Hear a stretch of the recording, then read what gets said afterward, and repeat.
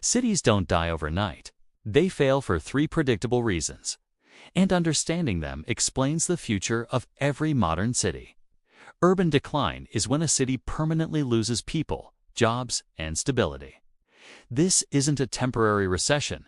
This is long-term collapse.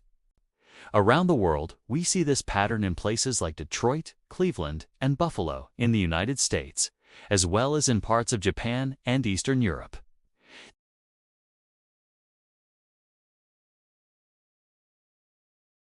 The core of the issue is a permanent loss of population, which kicks off a chain reaction.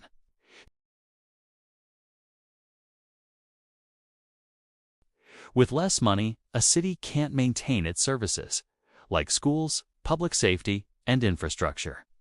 And when those things decline, even more people decide to leave, making the problem worse. This isn't just a historical footnote. It's a process that could happen again. So what are the root causes? It boils down to a few key factors. First, economic implosion.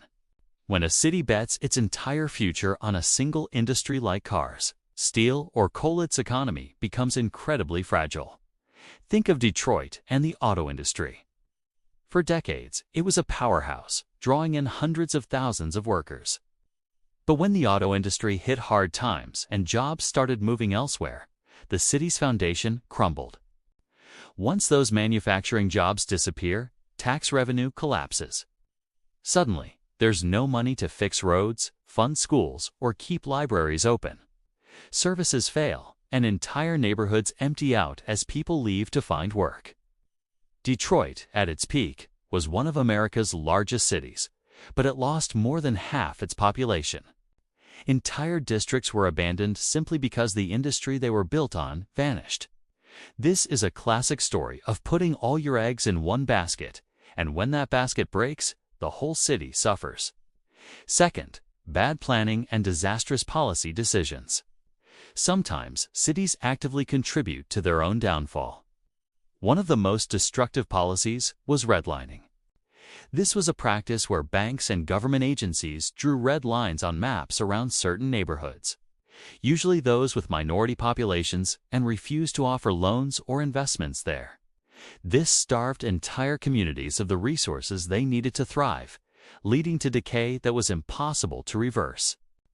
Then you have massive infrastructure projects, like highways, that were built right through the heart of vibrant neighborhoods. They displaced thousands of people, destroyed local businesses, and physically divided communities, often isolating the very areas already struggling. On top of that, you can have decades of corruption and sheer mismanagement draining city budgets, leaving nothing for essential services. These aren't accidents. They are choices that accelerated the speed of decline, making it harder for cities to ever bounce back. The third and final reason is population flight. When jobs leave and neighborhoods start to decline, people follow. It starts with middle-class flight, where families with the means to move seek better schools, safer neighborhoods, and more opportunities elsewhere. This departure triggers a self-reinforcing cycle of decay. As more people leave, the tax base shrinks even further. With less money, the city cuts services.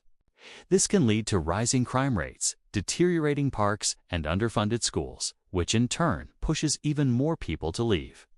You end up with an aging population, a higher concentration of poverty, and a growing number of vacant homes. This feedback loop is incredibly difficult to stop. Once it gains momentum, a city can lose thousands of residents every single year, hollowing it out from the inside. So why does this matter today? Because new forces are emerging that could trigger the next wave of urban decline. The rise of remote work means people are no longer tied to a specific city for their job. They can choose to live anywhere, and many are leaving expensive urban centers. At the same time, climate change is creating new risks. Cities facing rising sea levels, extreme heat, or water shortages could see their populations shrink as people move to safer areas. Understanding the past shows us how modern cities can still fail if they ignore these economic, social, and environmental pressures. But it also shows us that recovery is possible.